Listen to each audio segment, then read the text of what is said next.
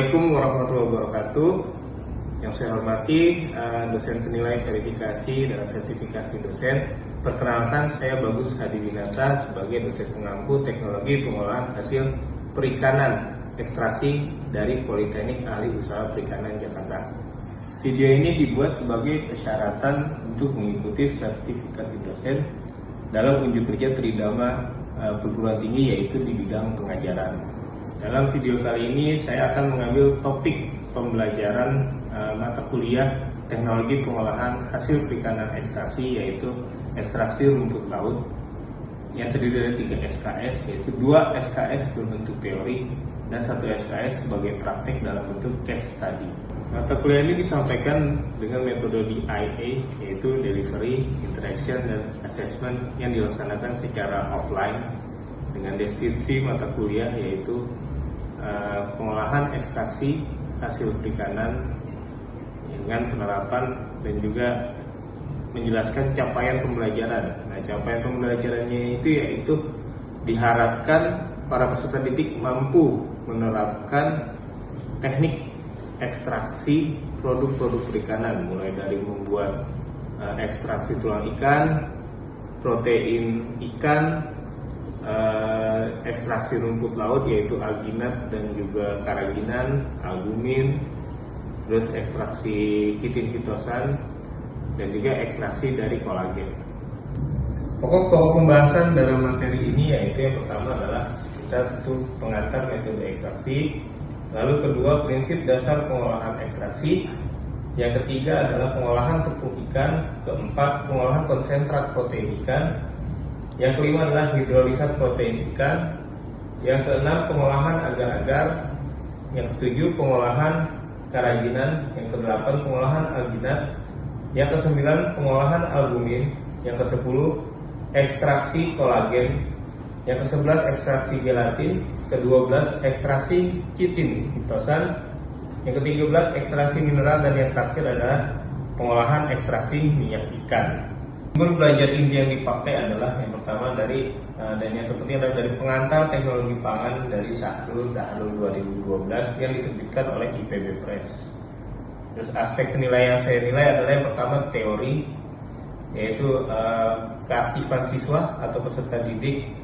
Yang kedua adalah nilai tugas, lalu nilai UTS, nilai UAS, dan juga nilai praktek yang berbentuk case tadi, bagaimana sih peserta didik mampu aktif dan juga menjawab dan mendiskusikan materi yang telah diurai. Metode pembelajaran yang dipakai adalah tentu tadi di IA, dan juga kita lebih terfokus pada case study atau juga pada studi kasus yang diberikan kepada peserta didik. Harapannya mereka mampu menjawab setiap masalah yang ada di sekitar. Berikut adalah contoh pembelajaran secara luring di dalam kelas.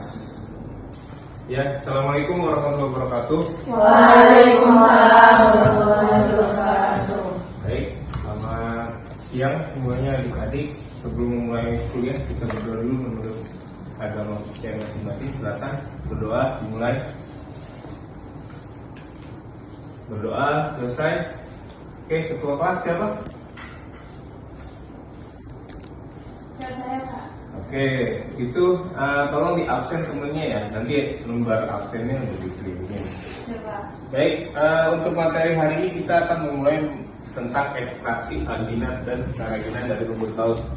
Tapi untuk itu sebelumnya Bapak akan bertanya, apakah kalian masih ingat pertemuan minggu lalu? Izin menjawab, Pak. Ya. Pembuatan tepung tulang ikan. Oke, ada yang tahu apa itu tepung tulang ikan? Ayo, ada yang masih ingat? Tepung tulang ikan adalah produk yang terbuat dari tulang ikan yang dikeringkan dan digiling hingga menjadi bubuk halus. Oke, good.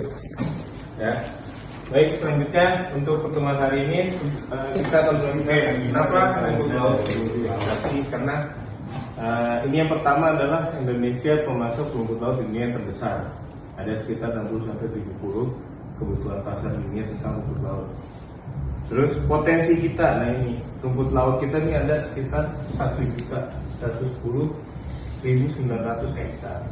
Terus hingga saat ini yang baru dibudidayakan hanya 222.180, artinya masih 20%. Jadi tambang 20% itu belum dimanfaatkan.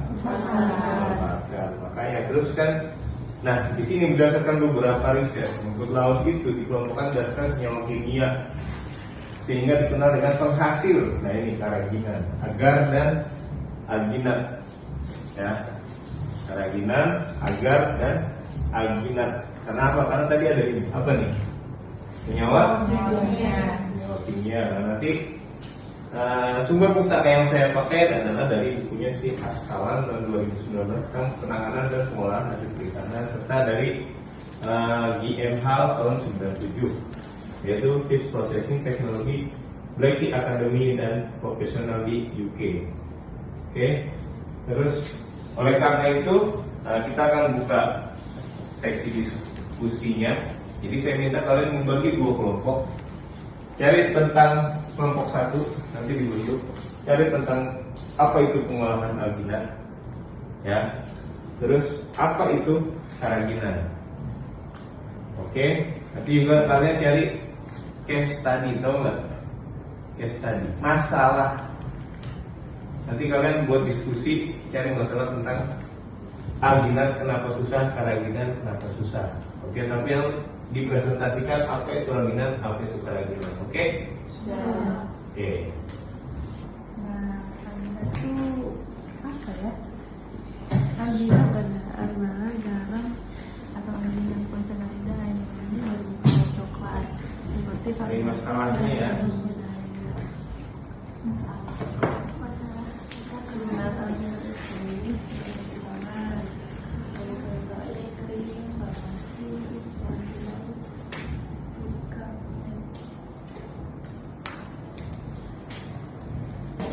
Assalamualaikum warahmatullahi wabarakatuh. Perkenalkan saya Syifa Mirani dari Prodi PTH. Saya dari kelompok alginat. Adapun manfaat dan kegunaan dari alginat itu di Jepang agar digunakan sebagai fortifikasi untuk serat pangan sehingga lebih menguntungkan bagi kesehatan. Juga bermanfaat dalam bidang bioteknologi dan mikrobiologi. Serta agar dapat dimanfaatkan pada berbagai macam jenis aplikasi secara umum yaitu 80%. Penggunanya adalah untuk pangan dan sisanya 20%. Pada bidang pangan termasuk aplikasi yang berkaitan dengan farmasi dan bioteknologi. Untuk kebutuhan industri farmasi sebagai obat pencahar, pembungkus kapsul atau antibiotik dan vitamin, atau campuran bahan pencetak contohnya gigi, dan dalam bentuk industri kosmetik agar dimanfaatkan dalam krim, lotion, lipstick dan sabun. Sekian presentasi di kelompok saya. Assalamualaikum warahmatullahi wabarakatuh. Assalamualaikum warahmatullahi wabarakatuh. Perkenalkan, nama saya Dana Media. Di sini sebagai kelompok karaginan. Karaginan merupakan senyawa hidropolit yang terdiri atas ester kalium natrium magnesium dan kalium sulfat dengan galaktosa 3,6 anhidrogalaktosa kopolimer. Karaginan adalah suatu bentuk polisakarida linear dengan berat molekul di atas 100 kDa. Lalu gang-gang merah rhodophyceae seperti Echinops sifonium dan Echinops botany dikelompokkan sebagai rumput laut penghasil karaginan karena memiliki karaginan yang demikian tinggi, sekitar 62-68% berat kerja. Karaginan juga merupakan senyawa polisakarida galaktosa. Senyawa-senyawa polisakarida mudah terhidrolisis dalam lautan bersifat asam dan stabil dalam suasana basah. Sekian presentasi saya. Wassalamualaikum warahmatullahi wabarakatuh. Waalaikumsalam. Oke, terima kasih atas presentasi kedua kelompok.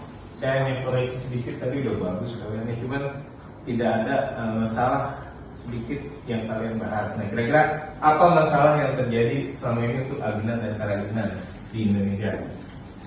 Dari bahan baku, gampang atau susah? Ayo, untuk bisa buat alginat, udah banyak belum produk alginat dalam negeri kita? Kira-kira kalian pakai skincare nggak? Nah, kira-kira tuh produknya dari mana? Alginat. Ya, alginatnya dari mana? Nah, rumput lautnya dari mana? Iya, maksudnya dari dalam negeri apa dari luar negeri? Kalau dalam dalam negeri, rumput lautnya ya, tapi dibuatnya di mana skincare-nya? Oke, di luar negeri ya. Nah, itulah jadi tugas kalian, harapan saya kalian bisa membuat ekstraksi alginat sendiri nih, atau si karaginan sendiri ya. Nanti kita praktek, ada waktunya gitu ya. Oke, demikian untuk pertemuan hari ini. Ada tugas buat kalian ya. Jadi kalian review 10 jurnal tentang alginat dan karaginan ya. Gak apa-apa jurnal nasional. Jadi kita akan melihat nanti di jurnal-jurnal penelitian itu udah sejauh mana sih karaginan sama alginat dikembangkan di Indonesia gitu. Oke, gimana? Paham? Siap. Oke, terima kasih adik-adik untuk materi hari ini. Selanjutnya kita berdoa sebelum menyelesaikan materi ini. Berdoa mulai. Doa selesai. Demikian dari saya. Assalamualaikum warahmatullahi wabarakatuh. Waalaikumsalam